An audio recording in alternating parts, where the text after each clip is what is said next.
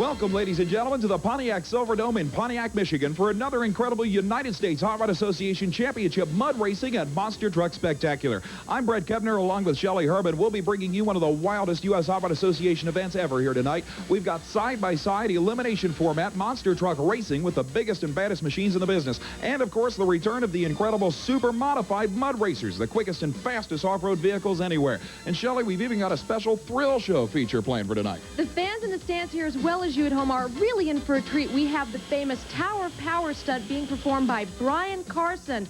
This is something that is incredible. The flames like I've never seen before. Plus, we have a funny car tug-of-war. That's right. A pair of supercharged, fuel-injected, 3,000 horsepower rear-engine funny cars will be hooking up back-to-back and performing a 6,000 horsepower tug-of-war for the first time ever at U.S. Hot Rod Association competition. All this is coming your way, including a special demolition derby later on in the program. Please stay with us. We'll be back with the start of action here at the Pontiac Silverdome at the U.S. Hot Rod Association Championship Mud Racing and Monster Truck Spectacular in just a moment.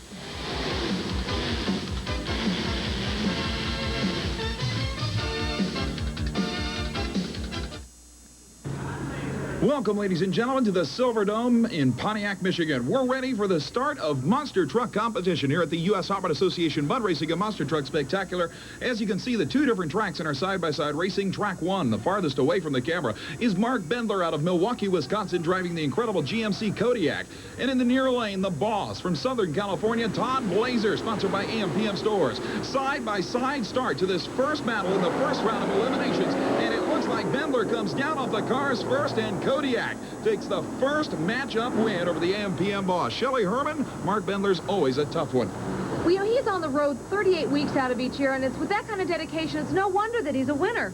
Well, I'll tell you, Mark Bendler has a lot of enthusiasm going at this event because just a couple of weeks ago, he won the first ever indoor monster truck race in the state of Wisconsin in front of his hometown fans in Milwaukee with this kind of performance. On the replay, look at that landing. A lot of air under this machine, and even though it was a little bit sideways on the landing, Bendler still drives out of it beautifully. And by the way, that supercharged big block Chevrolet in that thing is one of the most powerful motors in monster truck racing.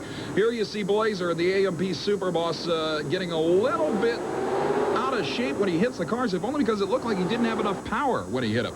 But indeed, Kodiak goes to the next round. This matchup, in the far lane, it'll be Jess Burgee, one of the newer drivers of the circuit with a beautiful new chop top playing for keeps monster truck. And he'll be up against a new entry of the U.S. Hot Rod Association trail. In the near lane is Dan Tassone and the Star Monster, a beautiful piece of equipment. Now, both these guys are newcomers to the U.S. Hot Rod Association trail, but it'll be interesting to see who wins this battle of the rookies. They nail the throttle dead even as they hit the cars, and it looks like the wheel comes off of the playing for keeps Chevrolet. Unbelievable! Burgee manages to keep that thing right side up. It slams into the front of the fire truck. And listen to the crowd at the Silverdome. They cannot believe their eyes. Brett, I'd like to see another angle to see exactly just what happened there. I really honestly don't know how the wheel came off.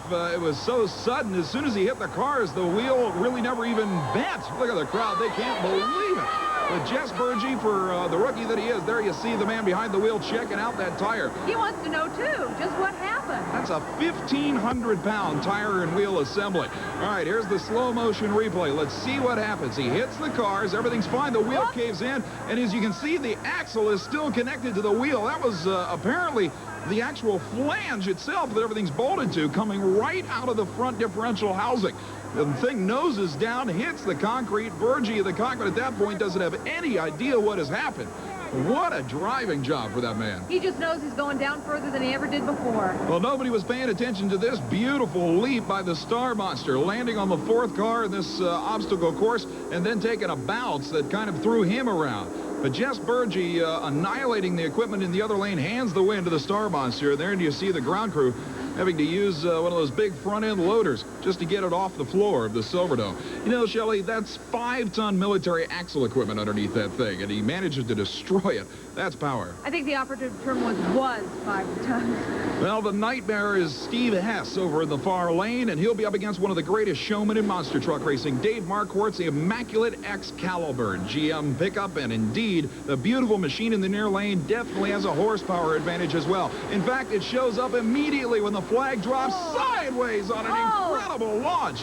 And what a ride for Mark Ward as he takes the win here in the first round. And Shelley, that's what, look at him, waving to the crowd, that's what Mark Ward is known for, is that kind of showmanship and driving skill. Both vehicles got incredible height, which is something that we don't often see side by side. Especially in an actual race. In exhibition racing, it's fine, but these guys were nailing the throttle, even up to the hit point. There you see Steve Hess go airborne in the slow motion replay. What a landing. Man, was he thrown around in that cockpit. You can see him just barely trying to hang on, and unfortunately, even that incredible jump came in a runner-up effort. Now, watch the king of air in monster truck racing. Mark Ward hits the cars, the front end up. Look at this thing, 10 feet in the air. He clears every one of the cars, and again, he's thrown all over the cockpit. Huge bounces by this thing. 17,000 pounds hitting the asphalt from 10 feet up. And those tires only have 10 pounds of pressure each. I'll tell you, they will bounce around. What a ride for Dave Marquardt. He advances to the next round, and that will bring up an interesting pairing. In the far lane, it'll be Steve Helm with the Crusher, the Copenhagen Skoal-sponsored early model Chevrolet, taking on one of the true underdogs, Jake Heinke's home-built El Camino from Pennsylvania. The Aces High El Camino using, of all things, a supercharged small-block Chevy engine. Jake is always a showman, but very seldom do you see him actually enter an all-out horsepower and driving skill competition, mainly because that El Camino on the left side of your screen weighs about 17,000 pounds and is way down in horsepower compared to some of the other killers. The green flag comes down. They move up for the first hit, and Heinke actually has a car length advantage, lands it very nicely, and gets across the finish line ahead of Hess in the Copenhagen Skoal machine, and Heinke gets an upset win there, Shelley. You know, it's quite a bit different strategy from the first guys that came out in the block to these guys. Those cars are crushed now, so they really have to sail off on their own rather than rely on that. You can see it right here. I'll tell you, it's a very good point, because even though Jake Heinke goes up in the air, he's still not nearly as high, even though he lands quite sideways. He's not nearly as high as he could be in, say, an exhibition car crush. The objective in an all-out competition such as this side-by-side battle is to keep as low to the ground as possible. Now, the Copenhagen Skoal Chevrolet that you see coming up was also a little bit down on power hitting the cars. At this point, he's already a car length back from Jake Heinke. And you can see he does what he has to do. He keeps the wheels down on the cars so that he can nail the throttle and try and get back around Jake before the finish line. Despite the driving skill employed there by Steve Hess, just wasn't enough to get around the Pennsylvania El Camino. Tremendous first round battle here in side-by-side monster truck competition. Kodiak will take on Star Monster. Excalibur versus Jake Heinke's Aces High will be a great battle. All that will be coming up. We'll be back with more championship action from the U.S. Hot Rod Association at the Pontiac Silverdome in Pontiac, Michigan in just a moment.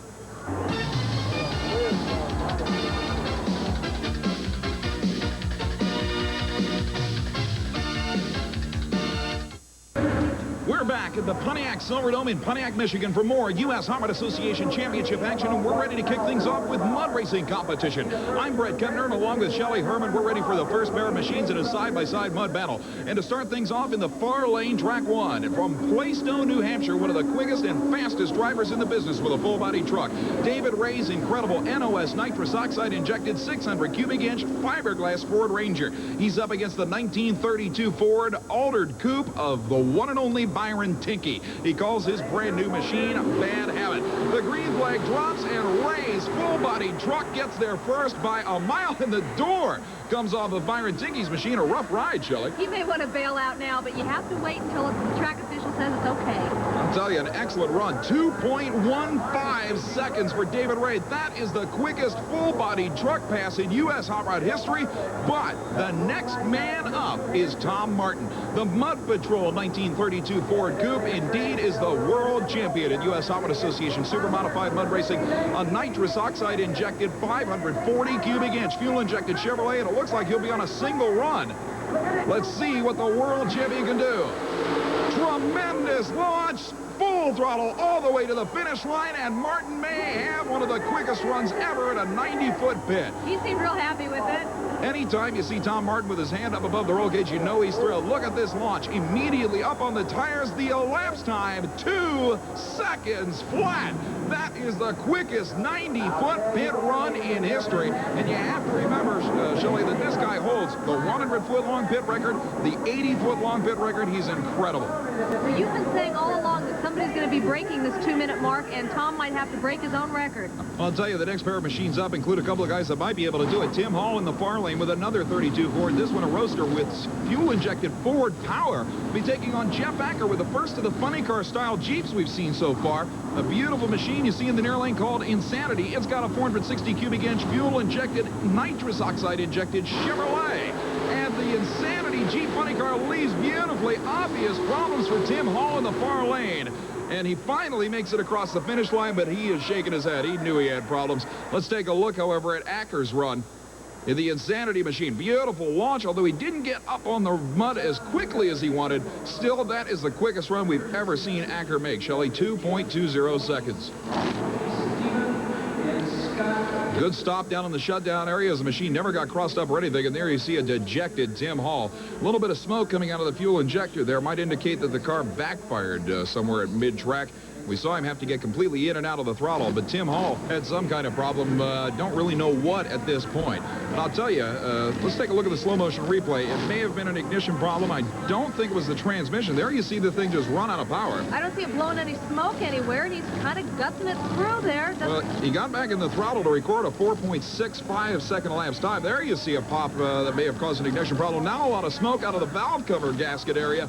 And the machine's still under power. Oh, there's the big explosion. Obviously, a hung intake valve that caused some of the lit fuel combustion charge to go back up through the injector. And that's a pretty graphic example of what bad timing looks like in slow motion right there. But it still could qualify for something, though, because some people don't make it all the way through, and you just have to measure the distance that they did accomplish. That's true, but at 4.65 seconds, it's going to be interesting to see if that holds for anything. Here's Mike Camella, the longtime Northern Ohio racer with his Chevrolet pickup called Bonkers.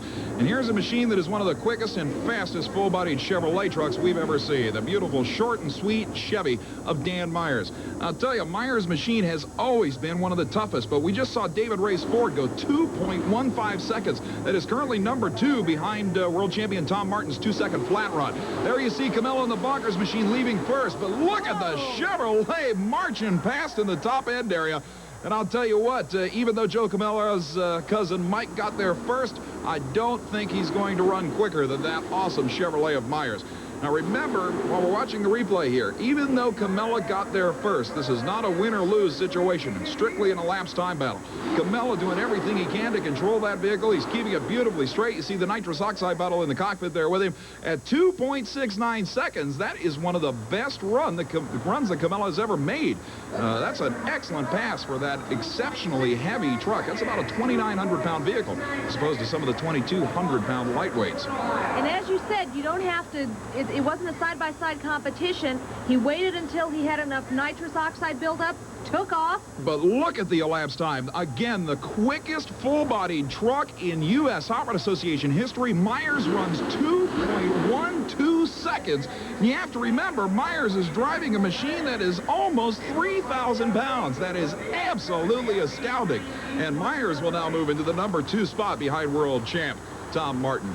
Well, here's our buddy Lamont, the guy they call Lamont Ed Nokus, one of the most popular drivers on the U.S. Hot Rod Association Tour, but he is up against, by far, the crowd favorite at any U.S. Hot Rod Association event, the incredible supercharged, fuel-injected Corvette of Mike Erdely and Mike Johns called Mud Shark. Let's hope he can hold his car together this time. He's been known to lose pieces every now and then. You know this thing is always the squirreliest, wildest ride, but something goes wrong for the Mud Shark, and Ed Nokus gets the upset win of his life. Look at him. Looking back, he sees Erdely back there shaking his fist. He finally gets around the Mud Shark Corvette.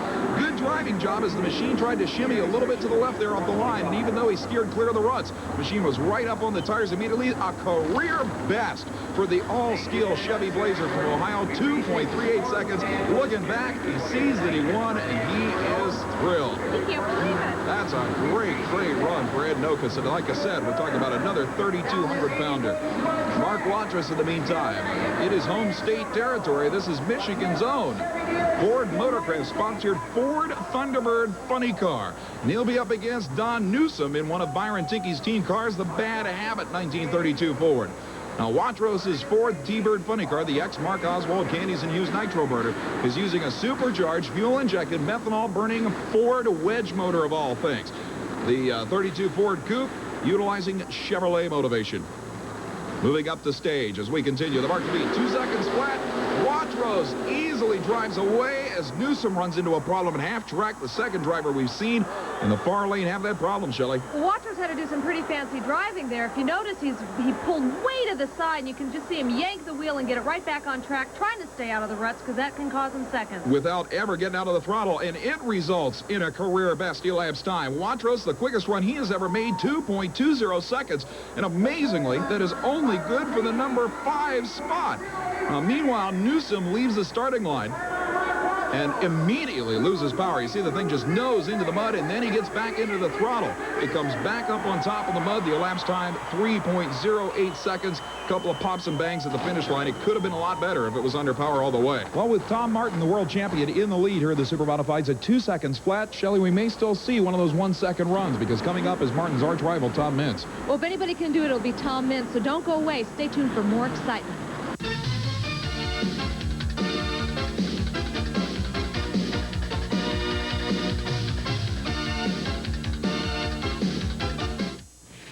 Ooh, honey. We're back at the Pontiac Silverdome in Pontiac, Michigan, as we continue U.S. Hot Rod Association Championship Super Modified Mud Racing. A packed house looks on. I'm Brent Kempner, and along with Shelley Herman, we're ready to continue action with 2 of the wildest vehicles in U.S. Hot Rod Association Super Modified Racing today. In the left-hand lane, it is the incredible Gold Fever Fiat taking on the Ground Zero Chevrolet pickup truck of Jeff Sturken. Ron Smith and Tom Landrum putting together this incredible 1948 Fiat, both vehicles using fuel-injected, supercharged, methanol-burning Chevy motors, over 2,000 horsepower each.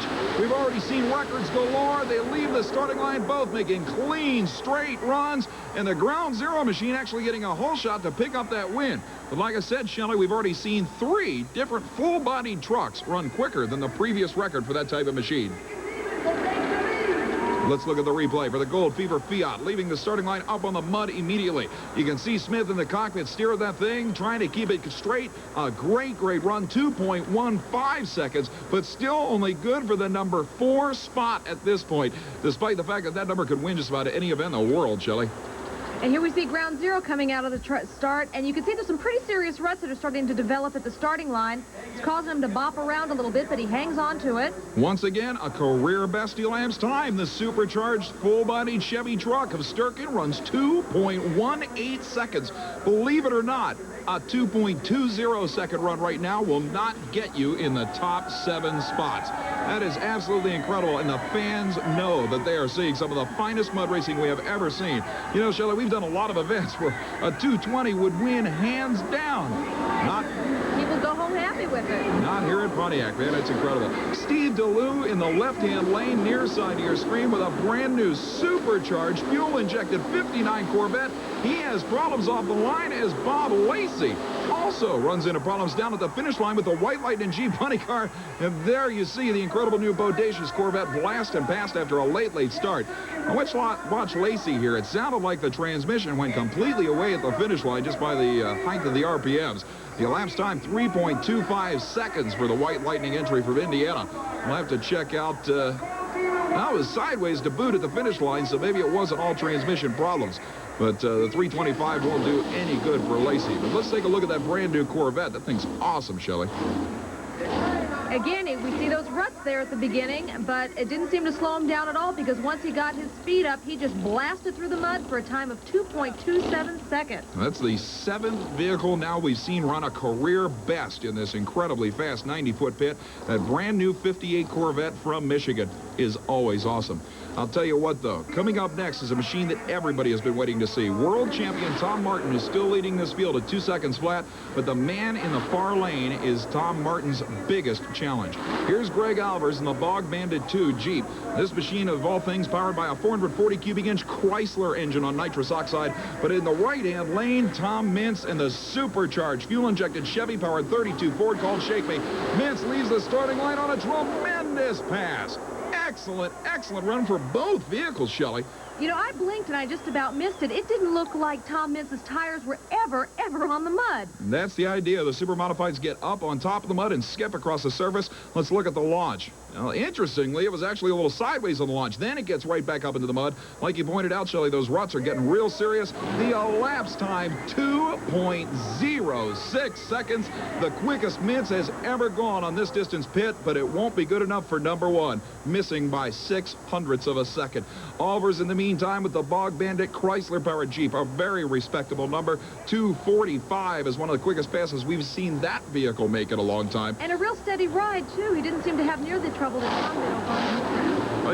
It's interesting, like you pointed out, normally we see most of the drivers try to avoid the ruts when we get later in the competition, but so far most of the guys have avoided that technique. It doesn't seem to matter. I think the only way to avoid these ruts is to go out in the parking lot. They are getting wide.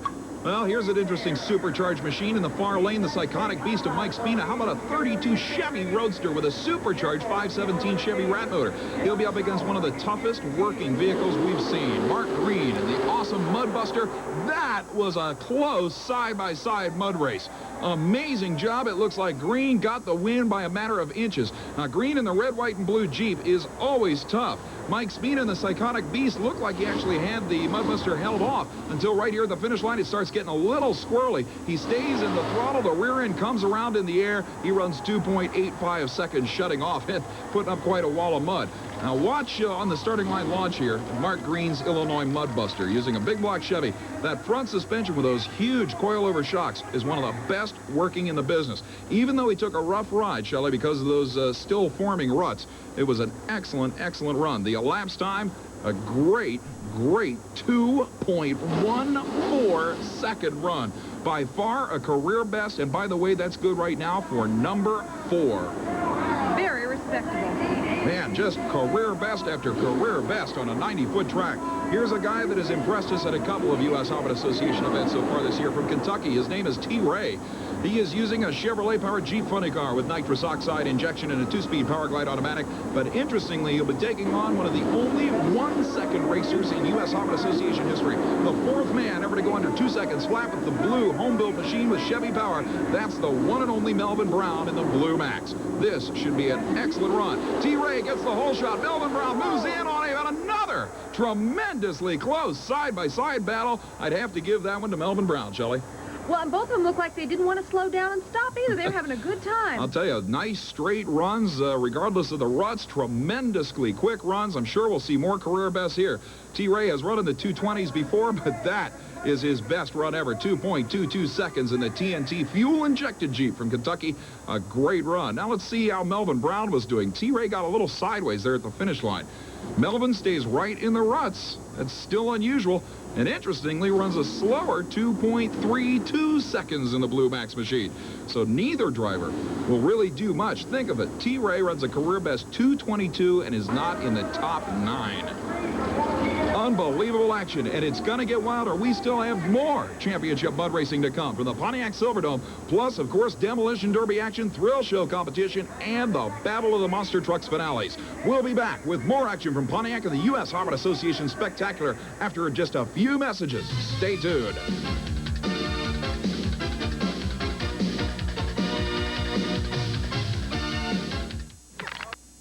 We're back at the Pontiac Silverdome as the barrage of numbers continues. The quickest mud race in U.S. Hobbit Association history, where it takes a 2.2 second run right now just to get in the top 10. I'm Brett Kepner, and we're back with Shelley Herman. This is J.D. Newsom and the Running Bear Jeep. And Shelley, this is one of the most stock-appearing machines we've seen in the super modified competition in quite some time. Well, there are no rules per se. The rules come when it comes to the tires. So any kind of vehicle can run here. That's right. The tires must be 44-inch tall maximum DOT-approved street tires. Other than that, you can build anything you want. Now, Bill Nybert in the Motor City Mud Rat Corvette leaves the starting line with a basically stock 390 AMC Jeep and finally drives around him. Both these Michigan racers in their first ever U.S. Hobbit Association competition event. You got to give credit to the guy in the Jeep, though. A tremendous job by J.D. Newsom, Shelley. We just might be seeing more of him. I'll tell you, one of the last machines we've seen with an AMC power plant at this vehicle. Let's take a look, first of all, at Nybert's Motor City Mud Rat Corvette, a big block Chevrolet with nitrous oxide injection. He goes through at 2.51 seconds on a nice straight run. A little bit of a pop in the fuel injector there. You saw the foam rubber that protects the injector from having mud enter pop out of it there at the end. Meanwhile, the Run and Bear Jeep at 3.40 seconds. He's not going to win anything here tonight, but I'll tell you, it takes guts to enter a stock 390 AMC Jeep in this competition. Well, he still beat some of the veterans, so he does have a future in this sport. It's an excellent point with some of the problems the other guys have had that will put him well up in the standings compared to some of the people like Mike Erderly and the Mud Shark, who blew a transmission. Very rare problem for him. That'll bring up another pair of wild pieces of equipment. Here's Todd James, another newcomer from Marcellus, Michigan, with a Chevy-powered funny car Jeep. But he is up against a beautiful piece of equipment. We saw this man recently in Cincinnati, Ohio. Bud Thompson's incredible time traveler, 1955 Ford Thunderbird with fuel-injected, nitrous-injected Chevy power. What a run for the time traveler 55. The crowd loves it. What a pass for the newcomer in the classic Ford Thunderbird. Man, just eating up Todd James like he wasn't even there. Of course, we can see Todd had problems. Let's see, he gets stuck in the ruts again, bouncing around off the starting line. You can see Thompson just wheeling that thing around. Another 2.20 second run. Unfortunately for Thompson, it'll get him in 10th place, and that's it. Unbelievable. What is this sport coming to? I'll tell you, the numbers just keep getting quicker and quicker on this 90-foot pit. Here you see Todd James just running out of power. I would say that was something in the drivetrain, not necessarily an engine problem that caused him to lose all power 33 feet out, and he will end up right now with one of the final finishes. However, if you look at it a little closer, a lot of smoke coming out of the exhaust pipes. Shelley, that may well have been an engine problem.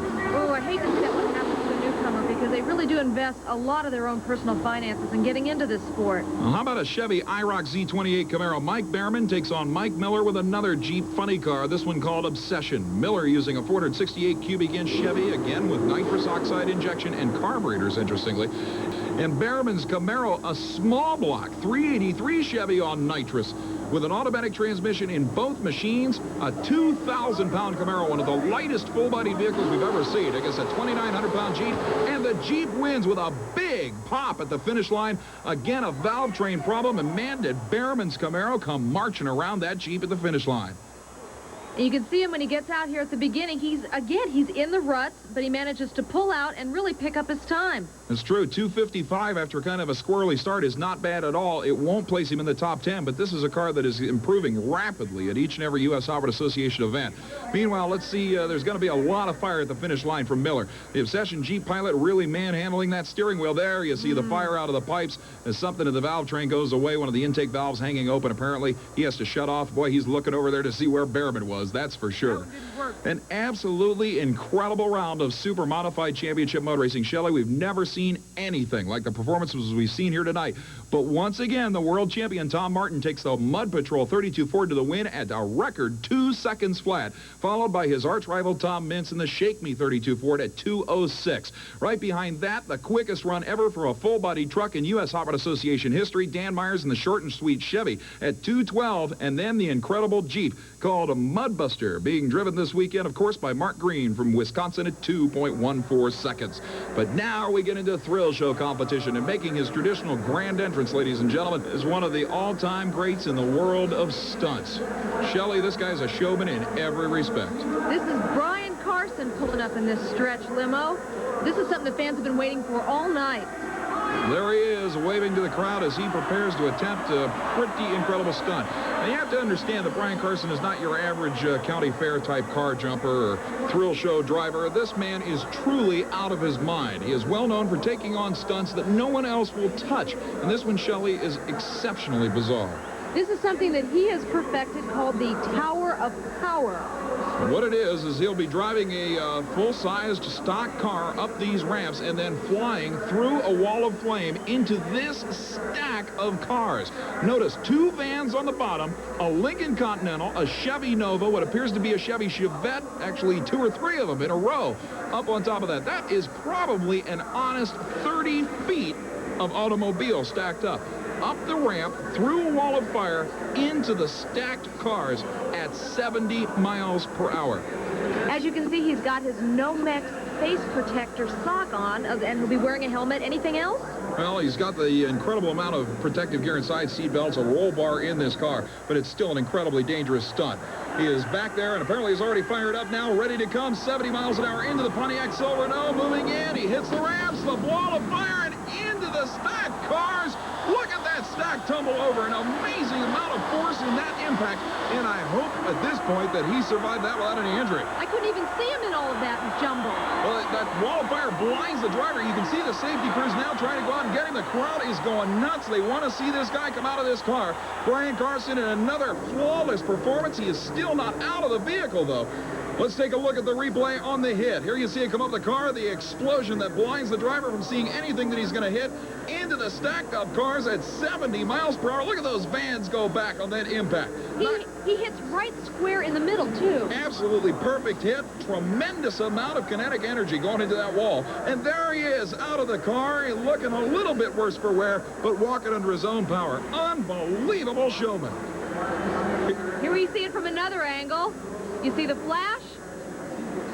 Can't see much else at that point. And there you see him, right smack in the middle where the maximum damage can be done. Oh, we've got an audio hookup with Brian on the floor, Shelley. Brian, this is Shelley Herman along with Brett Kepner. How do you feel? I'm a little shook up. You know, the Pontiac Silverdome and everybody in this building tried to make it as safe as possible. They gave me the okay to cancel or do it, this stunt tonight. And as I think everybody in the building and everybody saw on the cameras, that it was like ice out there, and I think everybody that drove here knew that. And we lost it coming down the tunnel the first time. I lost it coming down the tunnel the second time, but at least we got on the ramp, and you know, we didn't disappoint anybody. That's what it's all about. Well, you had those problems during practice runs this afternoon with the floor being so slippery. That had to concern you when you're coming down for this attempt. No, it just made us more determined. It just, maybe I felt that maybe I said we could do this in this weather. I mean, we had 2 inches of snow outside to go for and everything, but no, we were going to go second time. We were just slipping and sliding, and you know, a little bit of luck, we got on the ramp. Well, Brian, as always, you proved you're the king of the stuntmen. Thanks for being with us again. You bet, no problem.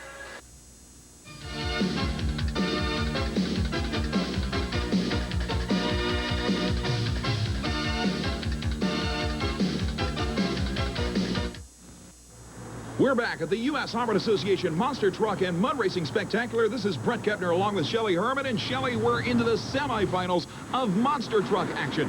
To kick it off, it'll be the Starmaster Chevrolet of the one and only Dan Tassone. The New Yorker taking on the incredible Kodiak of Mark Bendler out of Wisconsin. We pointed out earlier, Shelley, that Kodiak and Bendler are ready to win this thing. They're on a roll. And unlike what we just saw at the side-by-side competition, this one is for keeps. We will eliminate one car. It'll then go on to the finals. That's right. The winner of this one gets a final round berth. Waiting patiently on the starting line for the flagman there. A good side-by-side start. Bendler pulls out about a half-truck lead by the hit. Sideways again as Bendler is all over the track, but takes a clean win on that one. Shelley, Bendler has been driving his way through these rounds. Unbelievable. He got to do that. He just keeps his foot down, hammers it through, and even got his car a little muddy. Yeah, when you get into that mud, those things are impossible to handle, and those wet tires will slide all over this concrete floor. But Bendler handled it beautifully. Like I said, about a half-car lead off the starting line. Here we take a look at Tassone, who was doing his best to keep up. Beautiful, beautiful launch. Lots of air under the machine. He lands on the third car, nails the throttle again, and gets a little bit sideways off that last forward underneath, and then bounces hard. At that point, Bendler was trying to keep it straight. Here you see the Kodiak, 5 feet above those cars, but watch him come down sideways again. Although he braced himself in the cockpit a little bit better this time. Look at this thing, nose up, sideways, and airborne all at once. Now taking 2 tremendous hits. Look at him fighting that wheel to try and keep it straight. Tremendous job. Mark Bendler goes into the final. Now it'll be another interesting matchup. In the right-hand lane, Jake Heineke's small block Chevy-powered home-built Pennsylvania El Camino called Ace's Eye takes on the Airmaster Dave Marquardt in Excalibur. Huge lead for Excalibur. Tremendous jump. Great bounce. A lot of pieces coming out from underneath those, Shelley, and that may spell problems for the winner. I don't think he can spare those spare parts that are laying there on the track. I don't know what happened. We may have to look at the slow motion to find out what the problem was. Jake Heineke gave it a valiant effort. Here, let's see what happens with Marquardt after another incredible flight in this Chevrolet truck. You see him make the perfect hit. Unbelievable air. You can actually see the drivetrain parts flexing as this thing goes airborne. Now he lands. Tremendous compression. Look at him in the cockpit just sailing with this thing. 16,000 pounds back down on the concrete. Ace's Eye, in the meantime, will advance to the final round. We have just received word that apparently Marquardt's machine is not campaignable for the next round of competition, and with a sideways in the air bounce, Jake Heinke, the ultimate underdog, goes into the final round against Mark Bendler's Kodiak. What a showdown. I'll tell you, showdown is the name of the game here, as we've got the first ever side-by-side, back-to-back funny car tug-of-war in U.S. Hot Rod Association competition. You're looking at 21-year-old Toby Battle out of Cincinnati, Ohio, in a supercharged, fuel-injected, methanol-burning rear-engine Chevy Beretta. And here is Phoenix, Arizona's Jack Ehrmantraut, the infamous Hurst Hemi Underglass rear-engine Dodge Daytona funny car. These two machines are hooked with metal, will be nailing the throttle, trying to pull each other 30 feet for a win.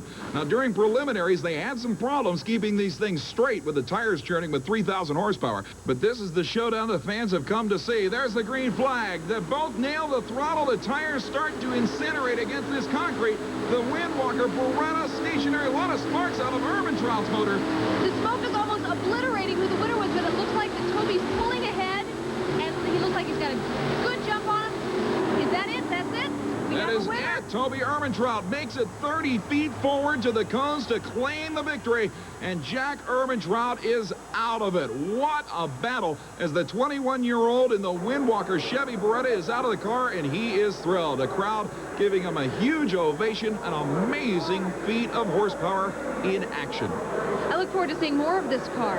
The crowd certainly loved it, and here on the slow-motion replay, you can see again Toby Battle in this incredible new Chevy Beretta just annihilating those rear tires, and even with the tire spin, he had enough forward momentum to pull out the victory. Now, Toby's with us on the floor of the Silverdome, and Toby, on our audio hookup, I have to ask you, you had those problems during the preliminaries, even keeping these cars straight and running, but it didn't seem to affect you this time.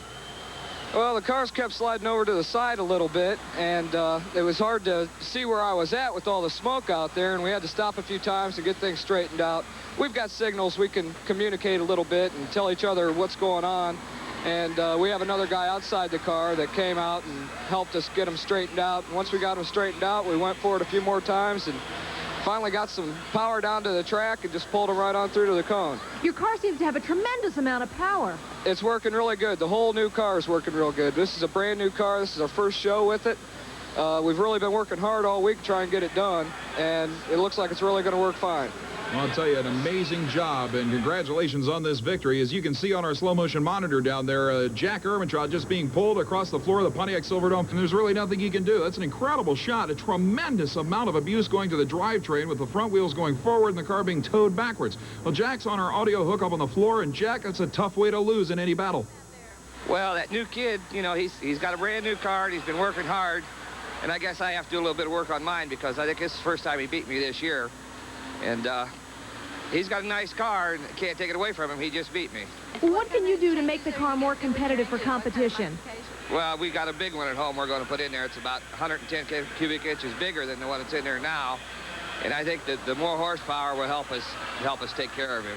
Well, coming up next, the all-important championship monster truck finale. And Shelley, I guess the question now is whether or not Jake Heinke and Ace's Eye can actually beat the heavily favored Kodiak of Mark Bendler. This is the showdown we've all been waiting for, so stay tuned for more monster truck excitement.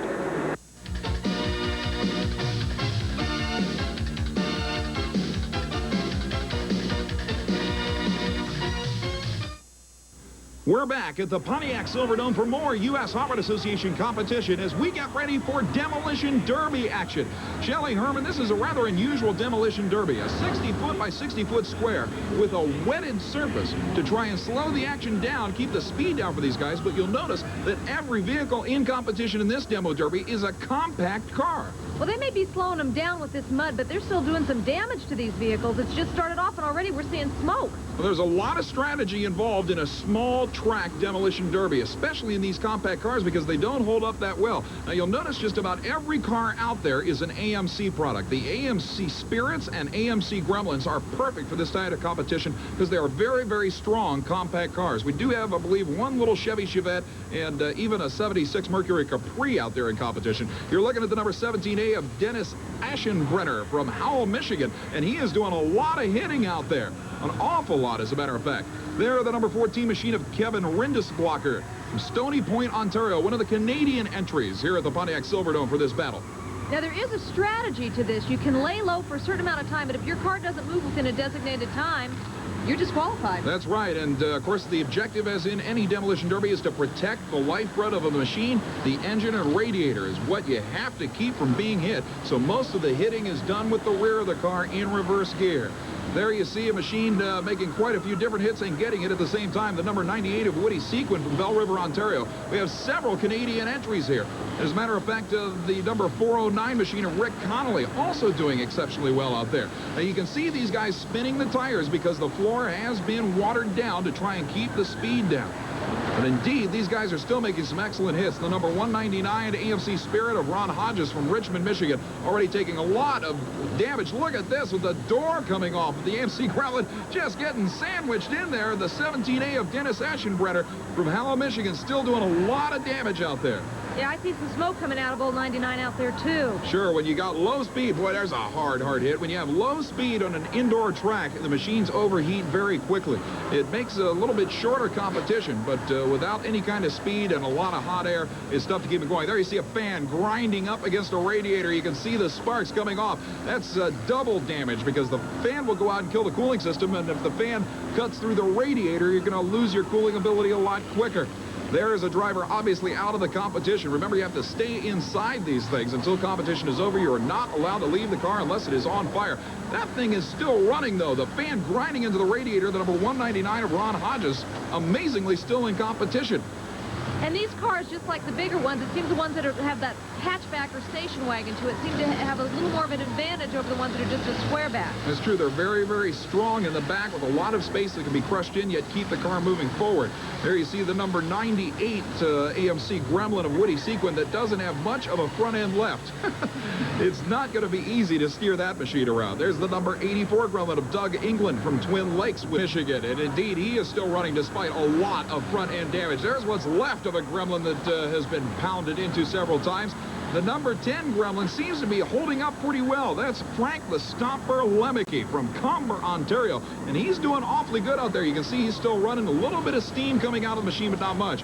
In the background, the already dead number 09 Mercury Capri of Tom Thorpe. I guess that'll probably be the last time Tom enters a Mercury Capri in one of these things. Oh, yeah. But I'm seeing a lot of smoke still. It looks like we're coming down to, what, the number 98 car? Yeah, Woody Sequin is definitely overheating, and that's going to be big, big problems. As a matter of fact, there is nothing left of the front end of that car. It is overheating tremendously, and he doesn't care. He's starting to use the front to make his hits now. Brian Rindisblocker from Stony Point, Ontario. That red, white, and blue AMC Spirit is looking beautiful. He makes a tremendous hit on Woody Sequin, and that may have been enough to put the other Canadian out.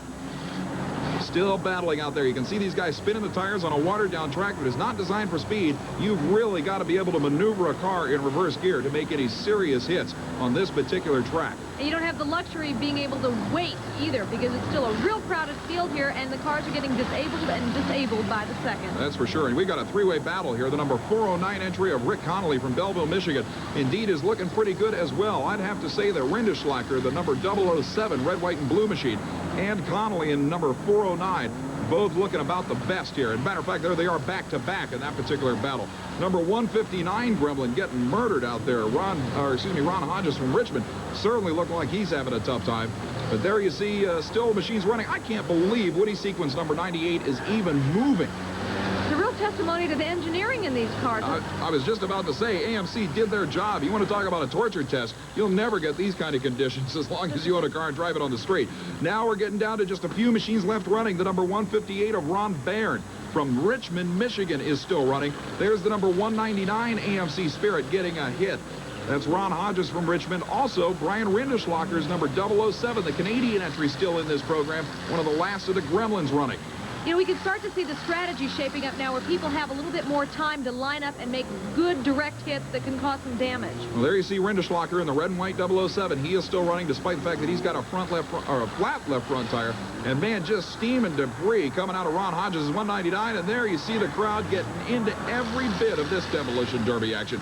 Meanwhile, the drivers out there still doing their jobs. Rick Connolly out of Belleville, the number 409 machine, takes a huge hit into the number 199 of Ron Hodges, and that will put... I don't believe it. I would have sworn that would have ended that AMC Spirits Day, but Hodges just keeps on running. Unbelievable. This is the gremlin that just won't quit. Absolutely incredible job by these AMC machines. You can compliment the drivers all you want, but these cars are holding up under some of the worst possible circumstances. You can see Hodges in the yellow 199. They're still making hits. There's the 158 of Ron Barron from Richmond, Michigan, still running, but only barely. And it looks like the 158 may be a dead player right there. Sure enough, there's the 409 of Rick Connolly, Belleville, Michigan's own, still making hits. And he may be about the only driver with a running vehicle. Looks like he had to refire it there. Well, here's Kevin Rindlisbacher from Stony Point, Ontario, in his number 14 Gremlin, and it looks like he may be the only other vehicle running with Rick Connolly. Connolly's sitting there trying to get this machine fired back up. Let's see what happens. He's looking pretty desperate. Trying to get it into gear and running. And he's got it going. Boy, there's nothing left of the back of that car. It's a two-man showdown here at the end of Demo Derby action. A little bit of a hit there by Rindlisbacher from Ontario. The 409 machine of Connolly now sets it up for the hit. Look, there's nothing left of the rear end of this car. He makes the hit. And that may have been the hit that did it. The smoke rising out of Rindlisbacher's Gremlin. Connolly fires it back up. That's it. He's the winner. Connolly makes the final hit. The thing barely moves away from his opponent, but the crowd is jumping up and down. He may make one last hit just for insurance, if that thing can even back up anymore. There's the hit that he wanted. He loses fire. Can he start it up again? He's trying. Yeah, he got it. That's all he needed to have that machine running, and the crowd is behind him all the way. Rick Connolly from Belleville, Michigan, takes the checkered flag. His crew comes in to greet him, and that's going to be a happy man stepping out of the remains of an AMC Spirit right there. Congratulations. What a job. Rick Connolly out of Belleville, Michigan, takes the win in the Demo Derby competition, but now we're ready to determine the Monster Truck Championship. And this is maybe a lopsided battle here, Shelley, as the Kodiak of Mark Bendler has been literally driving past his opponents. Jake Heinke in the Pennsylvania-based Aces High small block Chevy-powered monster machine, the El Camino, got here by the luck of his opponent's breakage when Dave Marquardt's Incredible Excalibur broke after winning the semi. This is going to be interesting. Well, Jake has a lot of experience. I wouldn't be surprised if he could pull it out. It would be a major upset, and it would certainly stun Mark Bendler.